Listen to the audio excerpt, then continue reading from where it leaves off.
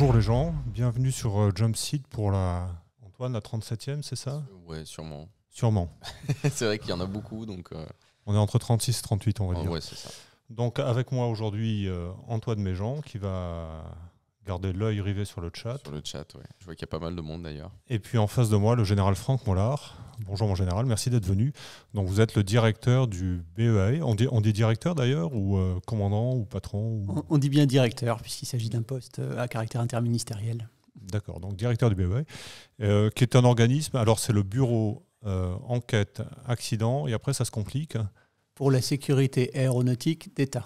D'accord, BEAE, qui avant était le BEAD pour défense, c'est ça? Alors, c'est bien ça. Il a eu 3 noms successifs. Il s'est appelé BEAD pour défense, Bureau enquête accident-défense, pour faire le pendant du BEA à l'époque qui exerçait sur le périmètre de l'aviation civile.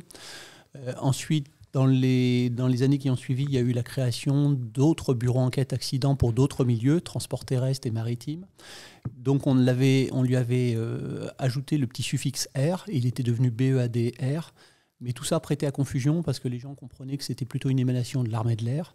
Et il a été décidé en 2018 de lui donner le nom de Bureau enquête accident pour la sécurité aéronautique d'État, BEAE, et pour État, pour bien faire comprendre qu'il couvre l'ensemble du périmètre de l'aviation d'État. Et c'est encore un petit peu plus compliqué que ça, mais on en parlera tout à l'heure. Mais enfin, si j'ai bien compris, d'ici 2-3 ans, on peut penser que le nom aura encore changé, qu'on passera à une autre lettre encore peut-être. Enfin, on en parlera tout à l'heure.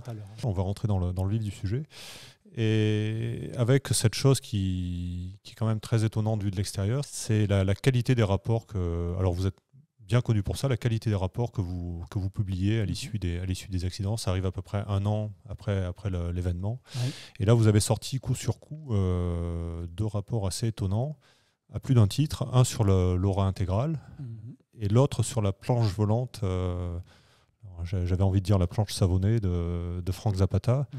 Et on a envie de vous demander d'ailleurs pourquoi ces rapports sur des avions civils alors que vous êtes un organisme militaire. Vous allez nous expliquer ça, donc votre champ d'activité. Alors, je vais devoir un tout petit peu vous reprendre. Je ne suis pas un organisme militaire. Je suis moi-même militaire, comme vous le voyez, et d'ailleurs j'ai tenu à venir en tenue. Néanmoins, le BEAE exerce ses responsabilités d'enquête sur l'ensemble des événements aériens graves, qu'il s'agisse d'accidents ou d'incidents aériens, sur tout l'ensemble du périmètre de l'aviation d'État. Et dans le périmètre de l'aviation d'État, il y a 7 autorités importantes au sein de l'État qui ont des moyens aériens et qui s'en servent pour des missions étatiques. C'est le chef d'état-major de l'armée de l'air et de l'espace, le chef d'état-major de l'armée de terre, le chef d'état-major de la marine, le délégué général pour l'armement, avec les centres d'essai en vol, le directeur général de la sécurité civile et de la gestion de crise avec tous les moyens de la sécurité civile, avions et hélicoptères, le directeur général de la gendarmerie nationale, avec une 55 hélicoptères répartis sur le territoire, et enfin la directrice générale des douanes et des droits indirects qui dispose d'avions et d'hélicoptères pour les missions des douanes.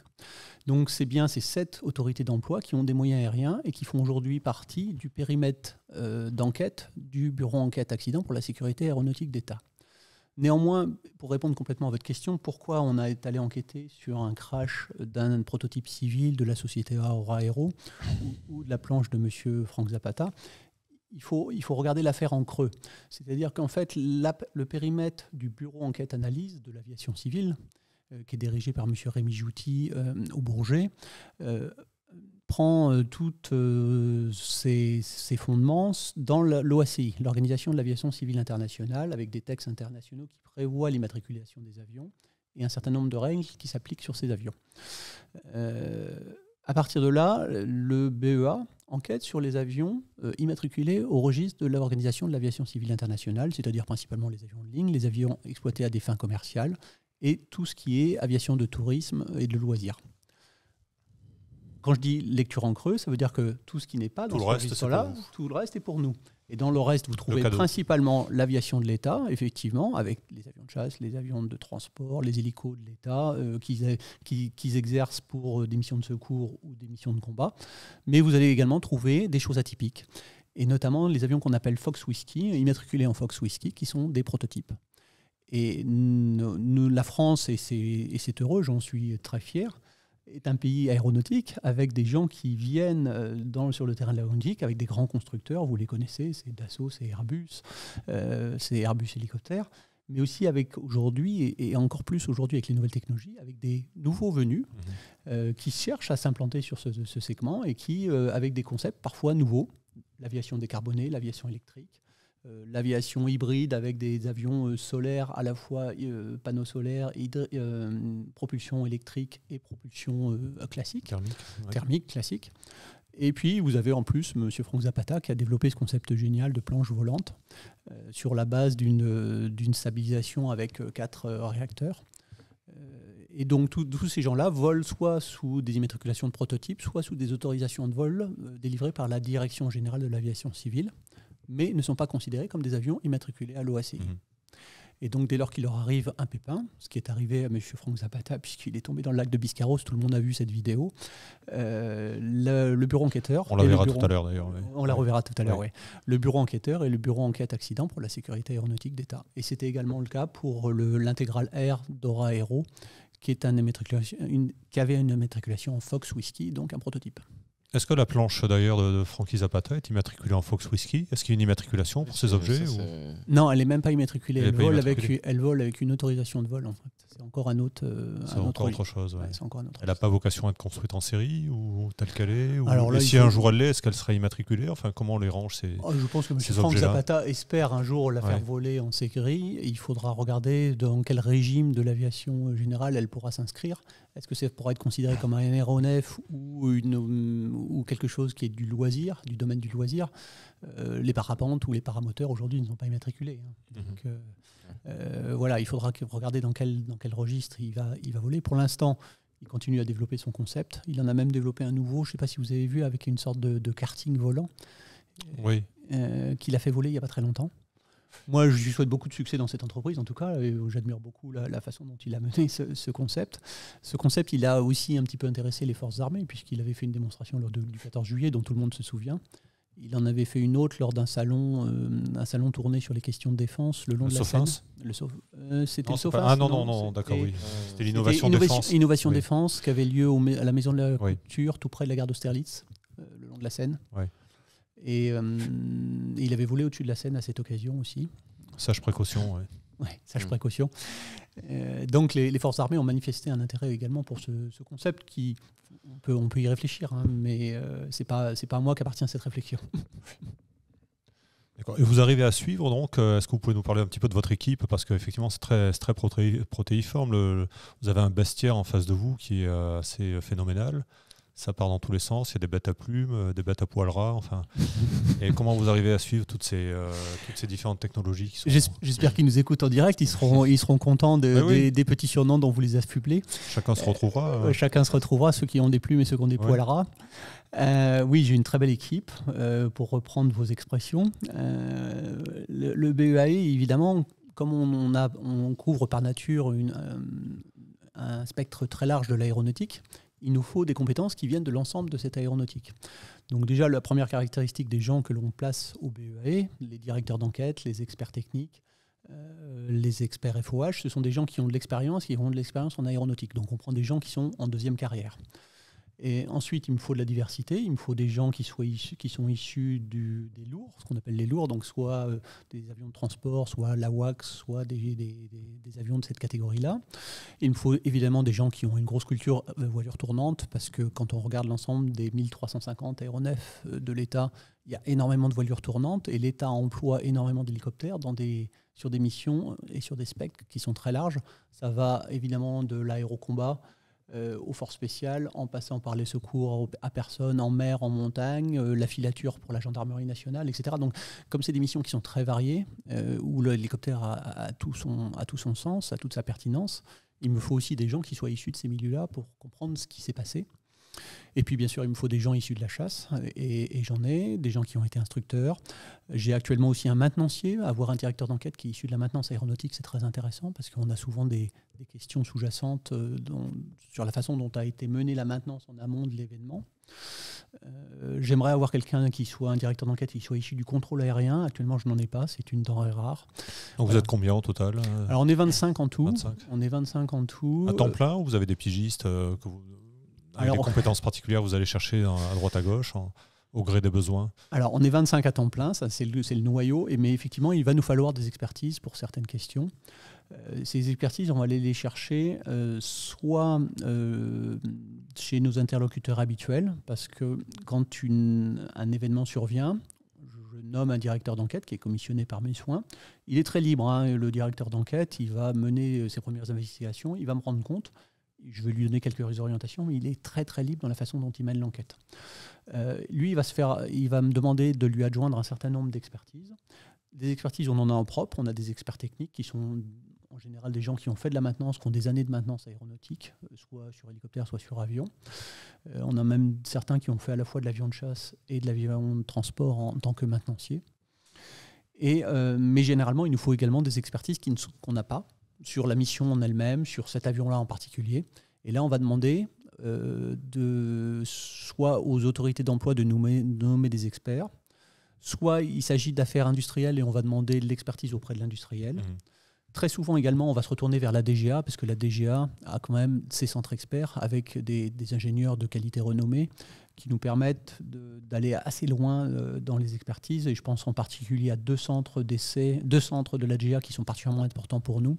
C'est la DGA technique aéronautique qui est située à Balma, à Toulouse, qui va nous mener toutes les expertises sur les structures avions. Dès lors qu'on a eu une rupture en vol ou une déformation de structure, ça va être fait à Balma.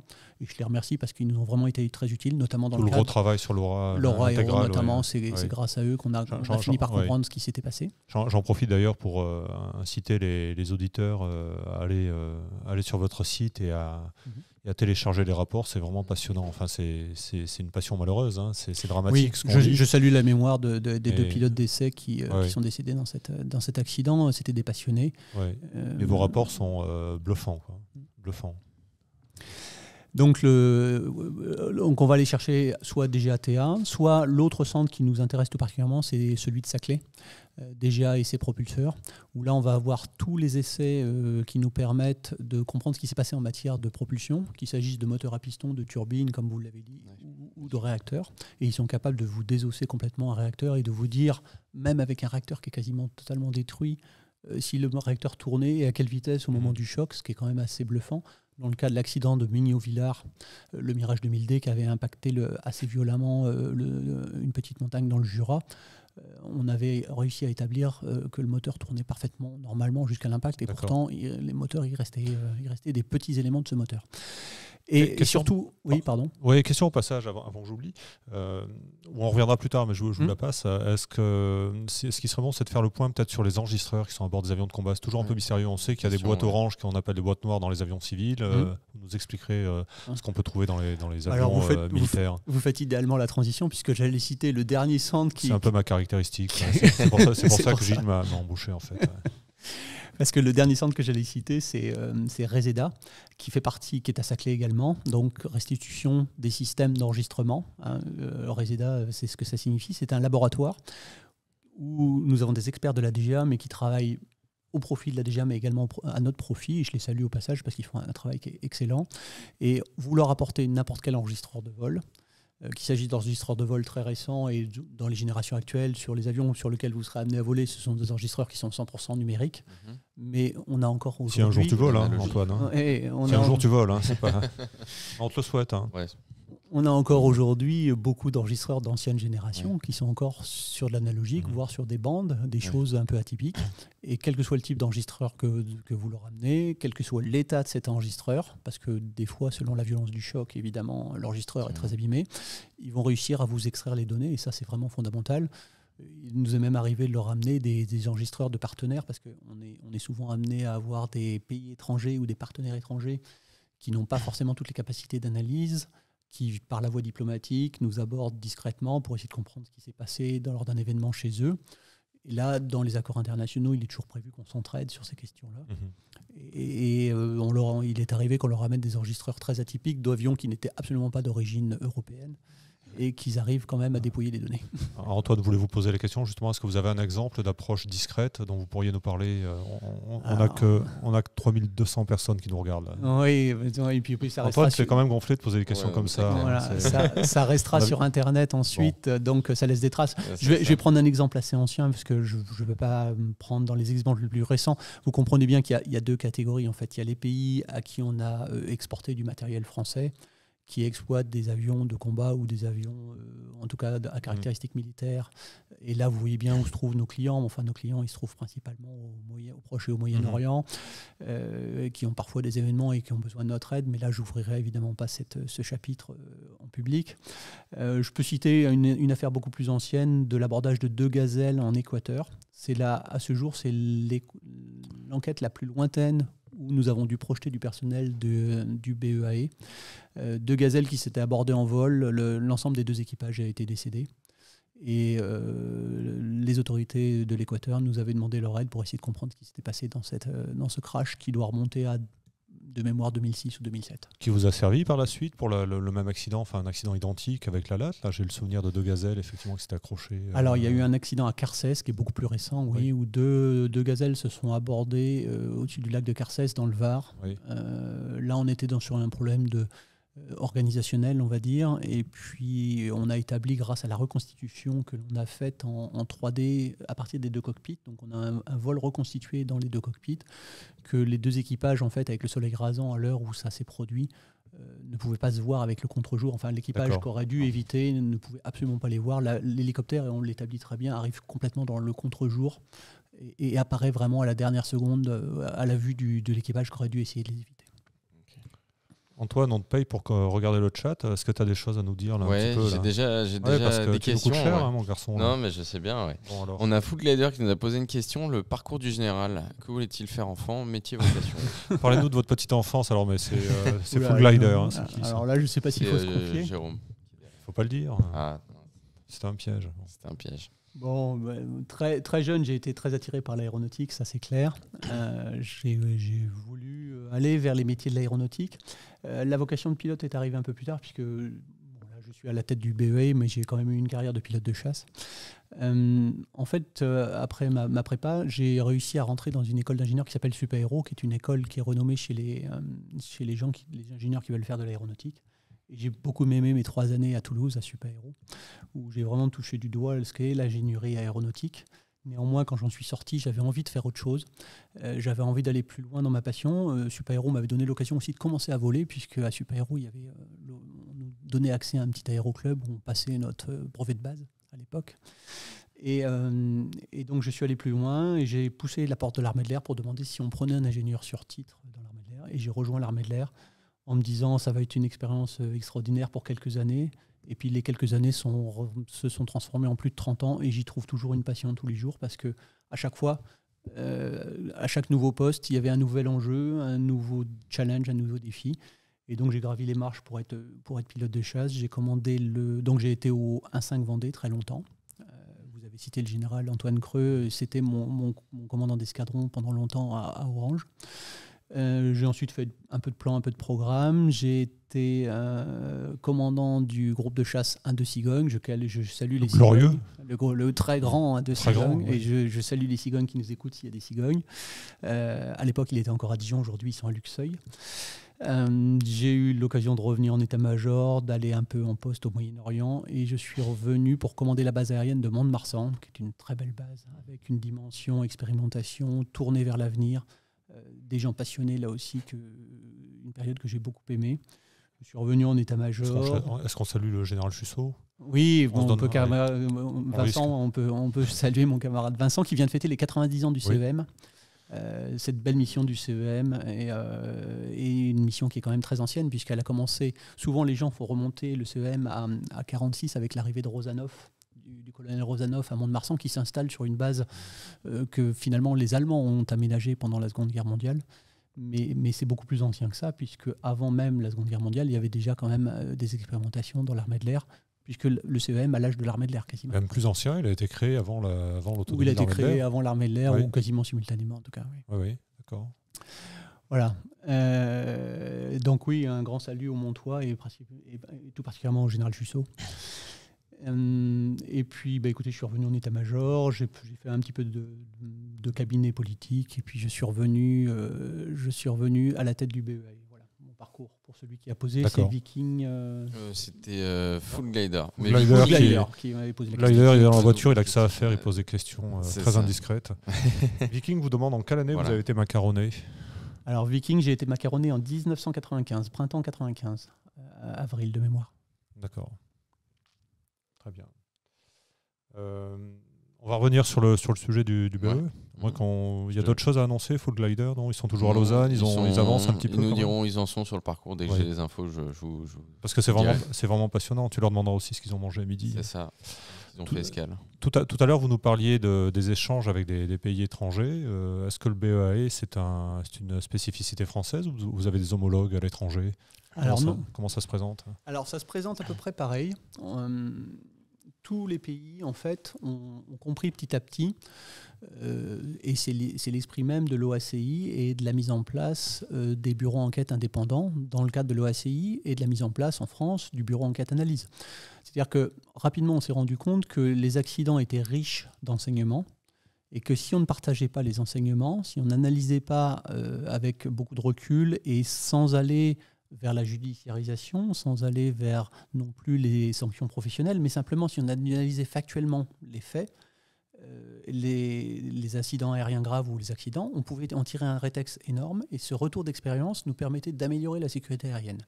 Ce constat, il a été fait très tôt dans l'aviation civile, d'où la mise en place de la charte de l'OACI et de l'annexe 13 qui prévoit d'enquêter sur l'ensemble des accidents de manière indépendante et surtout, à l'époque, de s'affranchir des constructeurs, puisqu'au tout début, c'était souvent les constructeurs qui menaient les enquêtes, et donc ils étaient jugés partis dans l'enquête, ce qui n'était pas bon. Rapidement, ce constat, il est transposable à l'aviation d'État. Bien sûr, l'aviation d'État a ses spécificités, toutes les missions ne peuvent pas être partagées. Il y a des missions, quand on parle du régalien, de ce que fait l'armée de l'air et de l'espace, l'armée de terre ou la marine, on ne peut pas partager tout ce qui est fait au sein de ces AE. Pour autant, l'événement aérien en lui-même est riche d'enseignements pour tous les équipages. Donc c'est bien l'esprit du BEA et de la sécurité aéronautique. Ce qui veut dire d'ailleurs que vous ne publiez pas tout ce que vous savez. Non. Il y a des choses qui restent dans les coffres. Alors en fait c'est moins machiavélique que ça. C'est-à-dire qu'il y a des enquêtes qui sont publiées et il y en a qui ne sont pas publiées. Mais je reviens sur ce que vous avez dit. Je publie pas tout ce que je sais. Si. Il n'y a pas un événement et deux enquêtes, si vous voulez. Parce que c'est un petit peu ce que vous sous-entendez dans votre propos. Non, je pensais qu'il y avait simplement des événements pour lesquels vous ne communiquiez pas du tout. Oui, il y a des événements pour lesquels on ne communique pas du tout. Des événements qui sont soit français, soit étrangers, pour lesquels on ne communique pas du tout. Enfin, vous croyez que l'US Air Force publie tous ses rapports de crash sur le F-35 ça se saurait. Donc, bien évidemment... Ils sortent des choses quand même. Enfin, puis ils ont un GAO aussi, ils ont des organismes assez libres qui portent le fer là où il faut, là où ça fait mal.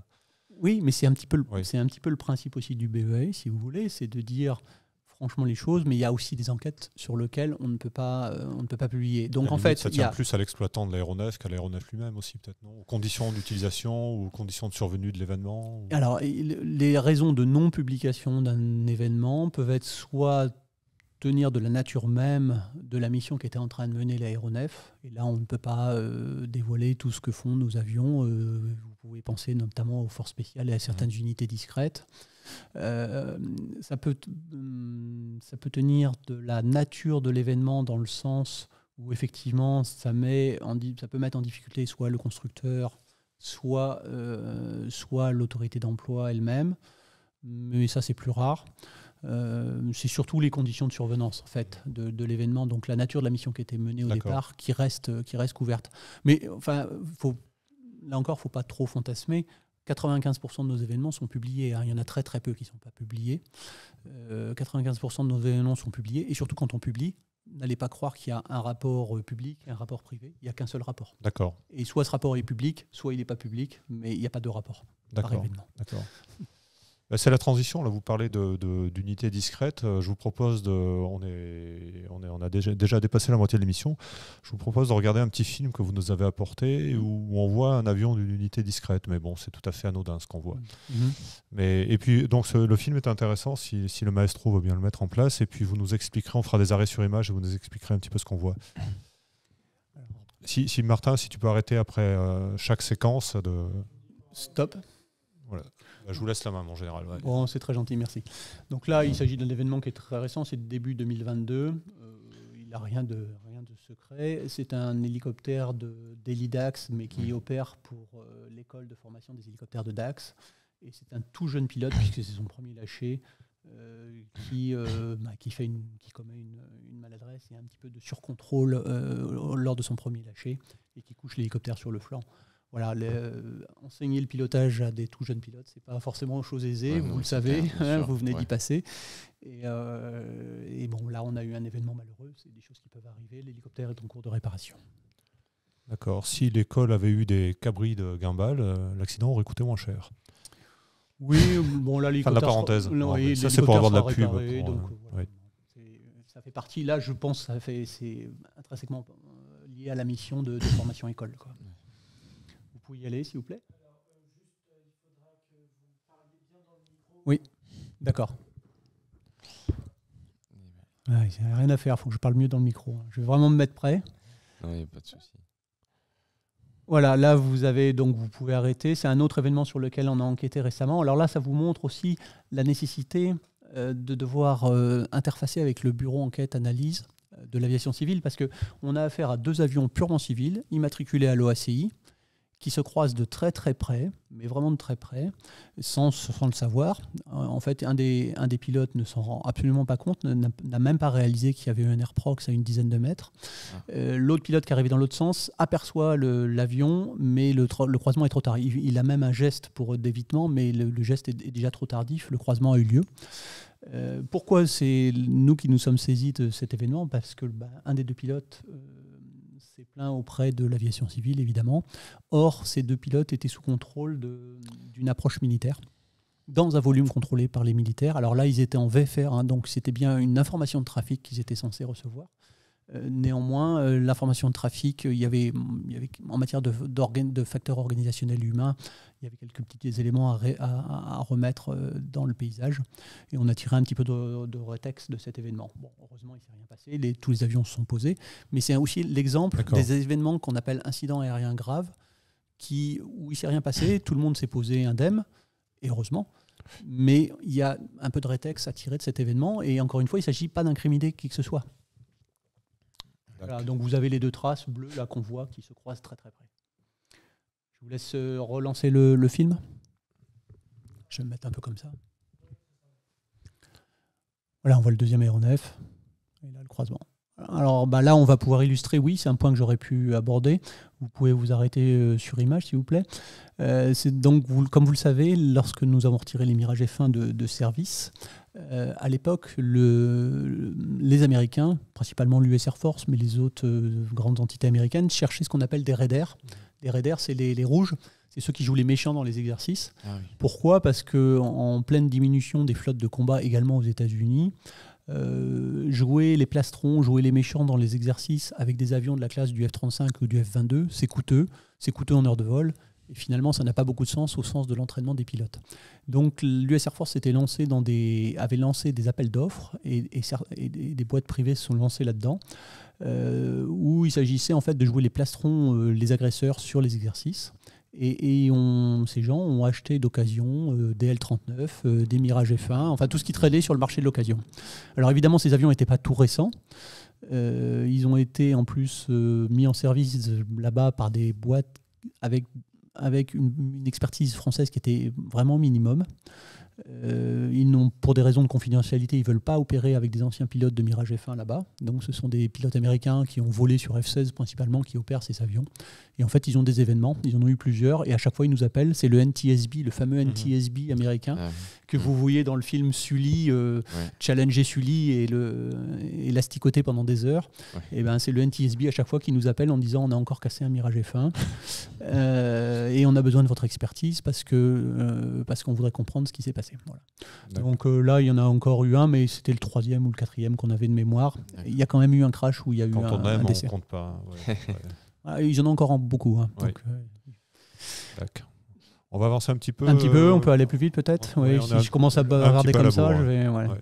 Là, vous l'avez évoqué, c'est l'affaire du crash de l'Integralair de la société Aura Aero, une belle start-up française, enfin plus qu'une start-up maintenant, c'est une pépite plus qu'une start-up. Voilà, là il part à droite, stop, voilà, vous avez ramené en arrière.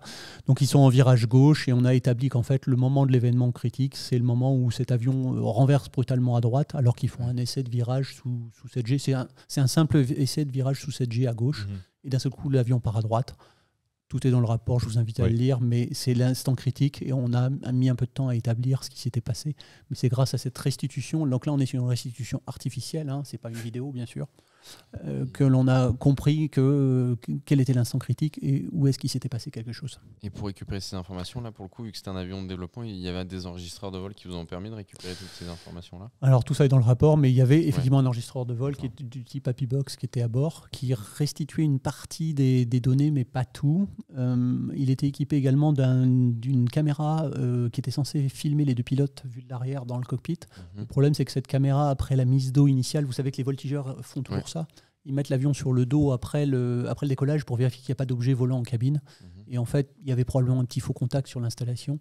La caméra qui était en cabine s'est coupée à ce moment-là. Voilà. Donc on n'avait pas la partie la plus critique du vol, celle qui nous intéressait. Donc on a été obligé de travailler uniquement avec ce qu'il y avait dans l'enregistreur. Okay. Je reviens de 2 minutes parce que tout à l'heure ça sera la course en sac. Je reviens 2 minutes sur les enregistreurs à bord des aéronefs militaires. Est-ce qu'on peut les caractériser en quelques mots? Qu'est-ce qu'on a sur un avion de chasse où la place est comptée, la masse est comptée? Qu'est-ce qu'on met pour enregistrer les vols? L'enregistreur de vol sur un avion de chasse, ça ressemble à une demi-boîte à chaussures aujourd'hui à peu près. Donc c'est quand même pas très gros. Vous enregistrez dans le même enregistreur tout ce qui est données de vol et également les voix, les radios, etc. D'accord. C'est pas noir, c'est orange, évidemment. D'accord. Okay. Et c'est déjà en place sur la génération 2000. Mirage 2000, oui, sans problème. Sur le Mirage 2000, on avait déjà des enregistreurs. Sur l'enregistreur, sur le Mirage 2000, c'est une boîte qui est arrondie, qui ressemble à une petite roue de... Elle est une petite roue de stabilisateur de vélo, quoi. D'accord. Gros. Voilà. Elle est arrondie sur le Mirage 2000. D'accord. Ok. On continue, Martin. Merci. Donc là, il s'agit d'une affaire qui s'est produite sur NH90 hier. On a eu une rupture de câble lors d'une opération de treuillage. L'opérateur du treuil a été assez gravement blessé au pouce. En fait, ce qu'on a établi, là aussi on était dans l'organisationnel, c'est que le câble s'est crocheté dans le coffre qui flottait sur l'eau, qui présentait des crochets qui manifestement risquaient d'occasionner à nouveau des accidents de ce type-là, parce qu'en fait le coffre avait été changé récemment et tout le monde n'avait pas connaissance du nouveau design de ces coffres avec le danger que ça présentait. Heureusement, le câble a fouetté tout l'hélicoptère. Heureusement, il n'y a pas eu plus de dégâts que ça, mais il y avait quand même un morceau de câble coincé dans les pales au retour. Ah oui, d'accord.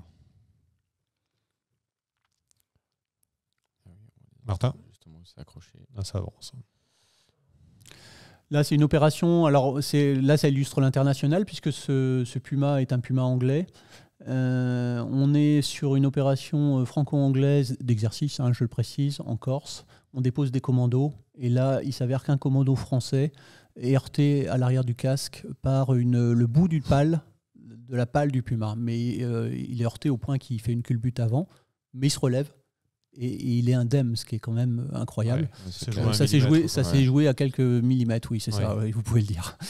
Voilà. Alors là, derrière, il y a comment a été briefée l'opération, l'appréhension de la pente du terrain, puisqu'en fait, le terrain est en pente, il remonte en sortant de l'hélicoptère, et c'est là, évidemment, que sa tête atteint la hauteur du rotor, quoi. Il est parti tout de suite jouer au loto ou il a fait quelque chose après? Il peut jouer au loto, surtout qu'en plus, dans l'affaire, ils sont remontés dans l'hélicoptère. Et le temps qu'entre Français et Anglais ils se comprennent, l'équipage a mis un petit peu de temps à comprendre que finalement, il faudra peut-être se poser et regarder l'état des pales, quoi. Ouais, c'est clair. Voilà, le casque est là, vous voyez un peu l'impact qu'il a pris à l'arrière du casque, quoi. Et voilà. Comme dirait Alfred, c'est bien connu, les commandos ont la tête dure. Lui, il avait la tête dure, mais enfin, heureusement, il avait un casque quand même. Ouais, c'est clair. Donc on a une enquête qui est franco-anglaise, qui est co-dirigée par les deux directeurs d'enquête. Alors ça, c'est un événement évidemment que tout le monde a vu. Oui. C'est les 2 rafales de cognac qui s'abordent en vol lors d'un meeting. Là, clairement, on est sur un problème de pilotage. On a établi que les 2 avions fonctionnaient parfaitement bien. Le rapport est en cours de rédaction, c'est ça ? Le rapport est en cours de rédaction. Il devrait sortir d'ici un mois. D'accord. On dialogue avec l'armée de l'air sur cet événement. Ensuite, on a l'épisode Franck Zapata. Donc là, vous allez pouvoir observer M. Franck Zapata qui décolle. Et en fait, tout de suite, la planche qui a un problème de contrôle en lacet, il n'arrive pas à la contrôler en lacet. Donc c'est pour ça qu'il tourne sur lui-même comme ça. Et il va avoir le réflexe quand même d'essayer de la diriger plus ou moins vers le lac. Et il va faire tellement de tours sur lui-même qu'il tombe inconscient. Il tombe dans le lac. Et heureusement, il y avait des plongeurs de sécurité qui le récupèrent. Voilà. Bon. Alfred nous disait tout à l'heure qu'il était à 100 mètres de là. Je me demande si c'est pas lui qui était sur la planche carrément. Mais on en parlera. Il était quand même inconscient quand on l'a récupéré. Ouais. Donc l'événement fait sourire parce que tout va bien. Il s'en est sorti indemne. Ça s'est bien terminé. Il ne serait pas tombé dans le lac. L'affaire n'était pas la même. Bien sûr. Il n'y aurait pas eu de plongeur non plus.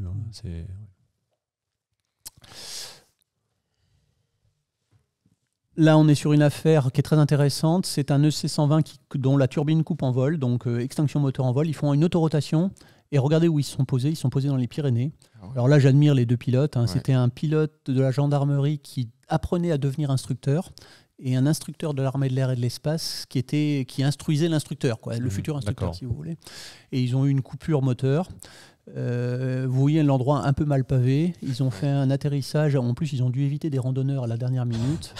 Il nous a fallu 1h30 de rando à pied pour atteindre l'endroit où était posé l'hélicoptère, tellement la route la plus proche était loin. Voilà. Et donc, on est sur un problème au moment de la maintenance sur les injecteurs avec l'emploi d'un textile qui n'est pas adapté et qui fait des fibres et qui finit par boucher les injecteurs. Ah, d'accord.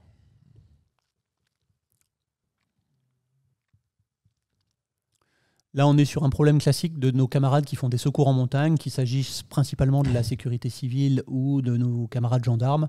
Les secours en montagne, c'est évidemment quelque chose de périlleux. Vous avez une aérologie particulière à la montagne. Vous avez des gens qui sont sous pression parce que souvent, les gens qu'on va chercher en montagne, ils sont en détresse. Les blessés sont parfois gravement blessés.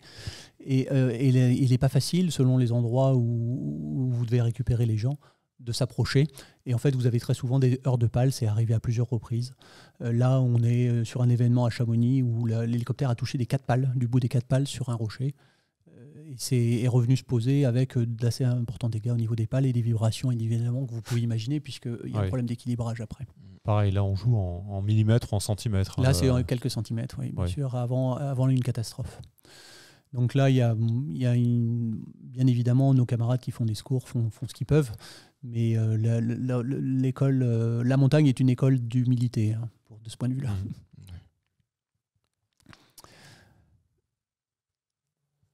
Voilà, vous avez un coin en bas à droite. Là, c'est une affaire dont vous avez entendu parler. Je ne sais pas, vous voulez peut-être en parler ? Oui. Alors, rapidement, je suis le maître du temps, mais c'est une affaire assez terrible. Et puis, les images sont impressionnantes. Là, oui, ça vaut le coup qu'on s'y attarde un petit peu quand même. Là, vous n'allez pas voir grand-chose de plus. Vous voyez expliquer le contexte. Il faut revenir un tout petit peu.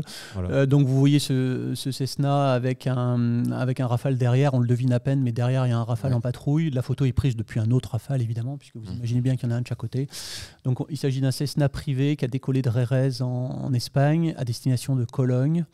Les Espagnols ont très rapidement perdu le contact avec le pilote après le décollage, nous préviennent. L'avion est monté normalement au niveau de vol prévu, a pris le cap prévu, mais ça, c'est l'autopilote qui le fait. Ouais. En fait, ils ont très probablement, le rapport d'enquête n'est pas sorti encore, mais eu un problème de pressurisation. Et on pense qu'ils étaient inconscients en fait, à bord. Il n'y avait que 4 personnes à bord, le pilote et 3 personnes, c'était un vol totalement privé. Vous voyez qu'il était immatriculé en Autriche, mais ils allaient en Allemagne. Et l'avion a fini sa course, faute de carburant, en mer Baltique, au large de la Lettonie. La Lettonie, pour des raisons internationales, et c'est prévu dans les accords de l'OACI, n'a pas voulu prendre l'enquête et l'a délégué au BFU, l'équivalent du BEA en Allemagne. Et le BEA en Allemagne, le BFU en Allemagne s'est rapidement rapproché du BEA français, qui s'est rapproché de nous pour qu'on récupère tout ce qui avait été collecté par les pilotes de Rafale au niveau du CDOA pendant cet événement. Donc là encore, ça montre, si vous voulez, la nécessité d'interfacer intelligemment entre BEA et BEAE. Évidemment, tout ce que nous, on apporte, là, on était sur une mission de sûreté aérienne des Rafales français qui a été déclenchée depuis Lyon, puisque dès qu'on porte le contact avec un avion dans le ciel français, on s'assure de ce qui se passe. Et c'est une des missions régaliennes qui est tenue par la police du ciel, qu'on appelle la police du ciel, qui est là tenue par des Rafales qui avaient décollé de Mont-de-Marsan. D'accord.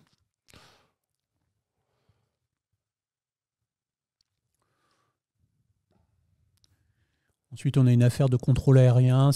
Là, ça vous montre les douanes. Donc, un Beechcraft 350 des douanes au décollage de l'Orient qui a évité de justesse une voiture qui traversait la piste. Donc là, on est sur un problème de coordination au niveau du contrôle, bien sûr. Un autre problème de secours en montagne, juste après. Nos camarades gendarmes portent secours à quelqu'un qui est gravement blessé puisqu'il est tombé avec un parapente. Vous voyez dans quel état il est et à où il est accroché. Et en fait, ils vont avoir des difficultés parce qu'à l'approche de l'hélicoptère, la voile a tendance à se regonfler. Donc là, c'est intéressant aussi de voir que comme il a percuté son parachute de secours et que le parachute est pendant, il faut faire très attention en s'approchant avec un hélicoptère parce que l'hélicoptère va provoquer des rebonds. Là, c'est un Grob 120 juste avant Noël, une mission école. Il est prévu de faire une vrille, sauf que l'avion n'est pas sorti de vrille.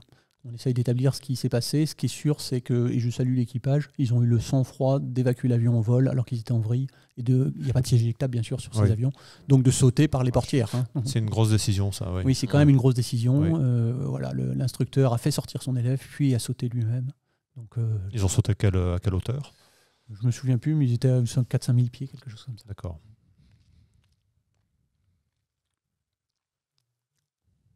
Vous voyez l'état de l'avion à l'arrivée. Donc là, on est en train d'établir... Ce sont les enquêteurs qui sont en bas, là, qu'on voit en combinaison blanche. Alors, il y a du personnel qui retire l'épave, donc ce n'est pas forcément mes enquêteurs. Ça peut être des gens du génie de l'air ou de la base aérienne de Cognac qui viennent et qui se mettent en combinaison spéciale parce qu'il y a des fibres il y a des composites dans ces avions-là. Oui, c'est pour ça. Donc on met toujours ces tenues-là pour se protéger. Comment on devient enquêteur d'ailleurs chez vous? Est-ce que ça fait partie des choix qu'on exprime chaque année ou bien c'est vous qui venez chercher les gens Alors non, on ne vient pas chercher les gens. On choisit des gens qui en ont exprimé le souhait. Le métier est tellement particulier que l'on cherche uniquement à recruter des gens qui ont la vocation, qui souvent ont déjà opéré dans les branches de sécurité aérienne de leurs armées respectives et qui ont vraiment la vocation pour aller jusqu'au fond de ces enquêtes. C'est un métier un petit peu spécial. Comme je l'ai dit, on prend des gens en deuxième partie de carrière. Et on les sélectionne à la fois sur leur volonté d'aller sur cette mission et puis également sur le panel, la représentativité du panel, comme je l'ai exprimé tout à l'heure, des enquêteurs. C'est-à-dire que je veux avoir des enquêteurs qui soient représentatifs de l'ensemble de la diversité, de la diversité des organismes. On a également des EPI qui sont très importants. Là, on ne le voit pas sur ces images, mais évidemment, le BEA est à Villacoublay. Il nous faut du temps pour nous projeter sur les lieux d'un crash. Des EPI, c'est-à-dire? Enquêteurs de première investigation. Donc, ce sont des gens qui sont nos yeux et nos oreilles sur place avant que nous arrivions. Et on en a formé une centaine à travers toutes les bases et les implantations françaises, qui sont des gens du ministère. Et quand il survient un événement quelque part, on commence par regarder la carte de France, où ça s'est passé, et quel est le pays disponible le plus proche, pour avoir quelqu'un dans l'heure, si possible, sur place. Avec les gendarmes? Avec les gendarmes, bien sûr. Mais les gendarmes sont diligentés. Les premiers gendarmes qui arrivent sur place, c'est en général la départementale, avec le SDIS. Là, ils vont porter les premiers secours si nécessaire, évacuer les corps très souvent. Derrière, de premier, poser de la rubalise. Et après, ils attendent ce qu'on appelle l'OPJ. L'OPJ, c'est soit la gendarmerie de l'air, soit la gendarmerie des transports aériens. Déjà, eux, il leur faut un petit peu plus de temps pour arriver sur place. Et eux, ils sont diligentés par un parquet. Donc les décisions prennent un petit peu de temps. Nous, on évolue en parallèle. Et en parallèle, moi, je vais appeler le parquet pour voir qui ils ont diligenté sur place. Et je vais les prévenir que j'envoie un EPI et ensuite que j'envoie un directeur d'enquête. Et l'EPI, lui, va être sous le contrôle du directeur d'enquête qui est déjà nommé à Villacoublay, mais qui cherche encore le moyen de se projeter sur place et qui a déjà ses yeux, ses oreilles, ses mains pour faire les premiers prélèvements, pour prélever la boîte noire, pour faire les premières constatations sur place. Voilà. Et ces EPI sont très importants, on en a une centaine, que l'on forme régulièrement et que l'on reforme régulièrement à Villacoublay lorsqu'ils n'ont pas eu d'enquête. On estime qu'il faut leur faire une sorte de refresh et on les fait venir à Villacoublay pour un petit cours de remise à niveau. On a Alfred qui nous pose une question. Quand on est passionné d'aviation, pilote ou non, et qu'on passe ses journées à analyser des drames, est-ce que c'est formateur ou effrayant? Les deux, mon général. Oui, les deux. Alors, c'est aussi pour ça qu'on prend des gens en deuxième carrière, parce que je pense que pour pour un jeune qui arriverait juste en unité ou qui aurait une expérience assez restreinte, ça pourrait effectivement être un peu effrayant. Bon, les directeurs d'enquête, ils ont tous entre 45 et 55 ans. Hélas, c'est mon cas, mais c'est le cas de nous tous. On a tous connu des drames dans les unités où on a volé. Donc on a un petit peu de recul sur aussi le traitement humain de tout ça. Néanmoins, il faut le savoir, on met en place un suivi grâce au soutien d'une cellule psychologique qui est dans l'armée de l'air et de l'espace et qui nous offre son soutien. On offre aux directeurs d'enquête qui rentrent des lieux de crash la possibilité d'aller se faire soutenir par cette cellule psychologique. Certains l'ont exprimé parfois parce qu'ils avaient été confrontés à des scènes un petit peu traumatisantes. Alors, il ne faut pas dramatiser la situation, mais ça leur fait du bien d'extérioriser, merci, et d'exprimer un petit peu ce qui leur est arrivé à un psychologue. Et puis, en général, ça se passe bien. On va repartir peut-être sur la suite du film. Alors, il nous reste un gros quart d'heure. On gardera quelques minutes quand même pour évoquer la célébration des 20 ans du BEA et l'avenir. Vous avez quelques projets dans les cartons. Mais on va continuer de regarder ces images. Je suis désolé, j'ai réveillé Martin. Martin est en train d'essayer de reprendre le fil de la... Toutes mes excuses, Martin. Antoine, tu as des trucs à nous dire? Peut-être non, Antoine non plus. Non, on est bon. Voilà, une unité particulière. Donc, Une unité particulière, alors vous remarquerez qu'il est nulle part fait mention du fait que c'est une unité particulière. Oui. Bon, tout le monde sait que le Twin Otter, on l'emploie notamment au profit d'une unité particulière. En l'occurrence, cet accident n'a rien à voir, cet incident aérien grave, puisqu'il s'agit uniquement d'un incident aérien grave, puisque c'est une sortie de piste à Blois lors d'un entraînement, tout simplement. À Blois en plus. Donc, ils n'étaient pas sur un théâtre très loin, ils étaient à Blois, et en fait, ils essayaient des roues un petit peu particulières, puisqu'on a deux types de roues sur le Twin Otter, avec des roues basse pression, très grand diamètre, de manière à se poser sur des terrains plus sommaires. Et en fait, ça change un peu le centrage et le comportement de l'avion à l'atterrissage. Et avec des forts vents de travers, ça peut avoir des conséquences. Comme ils n'en avaient pas l'habitude et qu'ils découvraient un petit peu cet avion, on a eu une petite glissade avec une petite touchette de l'aile sur la piste. Bon, on voit la roulette qui est braquée, là, c'est voulu, enfin, c'est sur la roue avant qui est braquée, c'est normal ou c'est pour représenter vraiment ce qui s'est passé? C'est la liberté de l'artiste. Je ne sais pas si c'est la liberté de la reconstitution de l'artiste. C'est la licence artistique. Je ne saurais pas vous dire si le palonnier de la roulette de nez était braqué à fond à gauche comme ça sur l'événement, j'en suis pas sûr. Bon, ce qui est sûr, c'est que le bout de l'aile a touché légèrement le bitume à ce moment-là. Bon, c'est une unité très particulière. Alors. Voilà. Roulette conjuguée au palonnier. 67, je pense que oui. Oui, la roulette est conjuguée au palonnier, bien sûr, sur cet avion, mais par contre, est-ce qu'il était réellement braqué comme ça ou est-ce que c'est un artifice du film qui est une reconstitution? Ça, j'en sais rien. Donc on va dire qu'elle est conjuguée au présent, mais on n'est pas certain qu'elle était réellement braquée comme ça à ce moment-là. Ouais. D'accord. Le Rafale du Castellet qui avait coupé des lignes. Alors là, on est dans une mission très basse altitude avec une ligne qui enjambe une vallée. Et deux Rafales en mission de pénétration basse altitude en entraînement coupe une ligne haute tension. On voit que c'est pas un Sukhoi là. Voilà, donc vous voyez là sur le composite, ça coupe bien les lignes haute tension. Bon, et on est sur des problématiques de représentativité des cartes et de la difficulté de conduire ces missions qui sont quand même un petit peu particulières. L'avion a été réparé.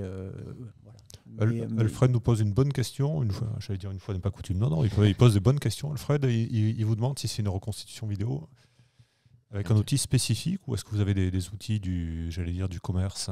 Alors non, c'est un outil qui a été développé sur la base de logiciels de jeux vidéo.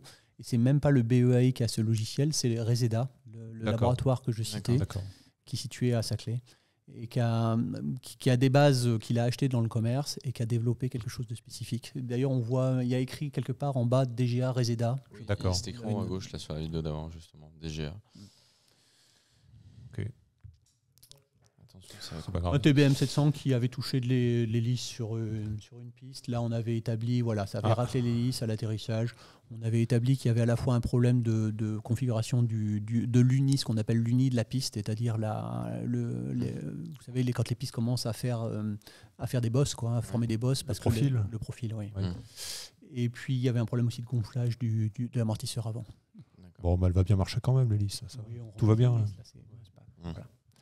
On a eu pas mal d'extinctions au vol ou au sol sur des moteurs à piston. Il faut bien reconnaître que les moteurs à piston sont moins fiables que les turbines. Vous le disiez tout à l'heure, une turbine, c'est très fiable. Un moteur à piston, technologiquement, c'est quand même un piston qui fait des allers-retours avec des biellettes, avec une cam, avec un vilebrequin. Ouais. C'est beaucoup plus compliqué qu'une turbine qui tourne et qui ne fait que tourner. Et vous avez des sources de panne qui sont tout autres. Il y a les questions d'allumage, etc. L'allumage n'est pas continu comme dans une turbine. Et en fait, les pilotes, il faut qu'ils comprennent que sur un monomoteur à piston, vous avez une probabilité qui est 15 à 20 fois plus élevée d'avoir une extinction en vol que sur une turbine. Voilà. Et on a encore régulièrement des événements, mais parfois avec des problèmes de qualité chez des sous-traitants, notamment les gens qui fabriquent ou qui règlent les injecteurs ou des choses comme ça. Voilà. Là, on en a eu sur Grob 120, on en a eu sur Cap 10, on en a eu sur Extra 300. Là, c'est un Fennac à Solenzara. Alors là, c'est l'armée de l'air et de l'espace, mais il s'agit encore une fois d'une mission en montagne pour essayer de faire des secours. Et ils avaient tordu le patin en touchant la montagne, ce qui est quand même pas une situation d'avenir. Il faut y mettre du cœur là, pour quand même tordre le patin en fait, il y avait du vent comme il peut y en avoir de très fort en Corse, avec des rabattants. Et à un moment donné, en fait, l'hélicoptère a perdu de l'altitude très brutalement. Et ils ont touché du bout du patin. Mais vous voyez, le patin avait était quand même bien tordu. Et ils avaient reconnu qu'il s'était fait un petit peu peur. Oui, je connais quelqu'un qui s'est fait plaquer aussi, il avait le patin tout tordu. Voilà, un A400 qui s'est posé sur une zone de travaux. Là, on est dans le pur organisationnel. Heureusement, il n'y a aucun dégât, aucun blessé. Mais il y avait une incompréhension lors d'un atterrissage. Alors, je précise, là, c'est facile. Hein. On est assis, on regarde la piste, on voit qu'il y a des travaux. C'était de nuit sous JVN. Donc c'est plus tout à fait pareil. Ouais, trop bien les marquages. C'est vrai que... Le problème est plus tout à fait le même. Si vous voulez, c'est de nuit sous JVN, tout feu éteint. Ah oui, tout est éteint. Tout est éteint, bien sûr. Le balisage PIS est éteint également. Là, c'est quoi? Donc c'est la préparation du vol à la limite. Il y a des notables pour ça. Oui, il y a un petit peu de préparation de vol dans cette affaire. Il y a aussi un petit peu de manque de rappel de la part de Tour du Contrôle qui aurait dû rappeler certaines restrictions vis-à-vis de l'avion qui se présentait, qui n'était pas stationné à VOR, puisque ça se produit à VOR. Bien sûr. Voilà, donc là aussi, on analyse le facteur organisationnel humain avec beaucoup de bienveillance, parce que là, on est assis autour de la table, c'est toujours très facile de dire après qu'on aurait dû faire ci, on aurait dû faire ça. En l'occurrence, ça paraît énorme, mais ça peut se produire. Ouais. Bon, heureusement, la piste elle venait d'être faite, elle était dégagée, mais enfin, ils étaient sur le mauvais segment, quoi. Oui, puis il y aurait pu y avoir des gens qui travaillent là-dessus, mais bon, ça aurait été visible, je pense. Oui. Pas la nuit tout feu éteint. Oui, non, pas tout feu éteint, ça c'est clair. Enfin, Antoine. Non, mais. On paye cher, c'est pas pour dire des bêtises, quoi. Là encore, la difficulté des détroyages en montagne. On est dans les Pyrénées, un gendarme qui est au bout du câble, un secouriste, un PGHM, qui, lors d'un mouvement parasite de l'hélicoptère de nuit dans une vallée encaissée, vient toucher avec l'épaule une paroi. Donc évidemment, vous imaginez que ça râpe et ça tape un peu fort quand vous êtes au bout du câble et que vous n'avez pas le choix, quoi.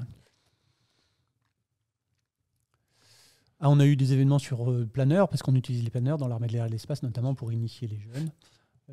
Là, on a eu une collision à l'atterrissage, sur piste d'atterrissage. Bon, voilà. Ça illustre aussi la diversité des événements auxquels on peut être confronté. Hein, ça va du rafale dans les câbles aux deux planeurs qui se touchent à l'atterrissage. Next. Là, c'est l'affaire de l'EC 145 de la sécurité civile. Là encore, on est sur des secours à personne en montagne, un VTTiste qui est gravement blessé. Là, ce qui est intéressant, c'est qu'on voit sur la vidéo reconstituée à droite et une vidéo d'un témoin à gauche. Donc ça nous permet, si vous voulez, de vérifier que notre reconstitution est quasi fidèle, elle est pertinente par rapport à la réalité. Là, c'est fait à la fois avec un résident, mais surtout avec un partenaire allemand qui s'appelle Iwi Aviation. Je les salue au passage, parce que c'est un très bon partenaire pour ce genre de choses.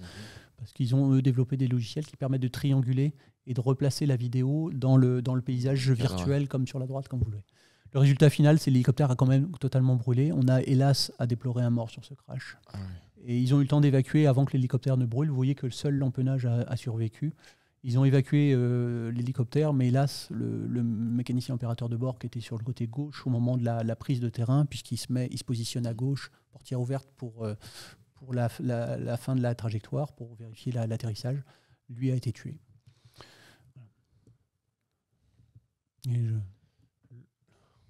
Donc là, on est encore un problème de coupure moteur en vol, un extra 300 de la patrouille. C'est un 330 d'ailleurs, c'est pas un 300 ? Oui, c'est un 330, c'est un biplace, exact.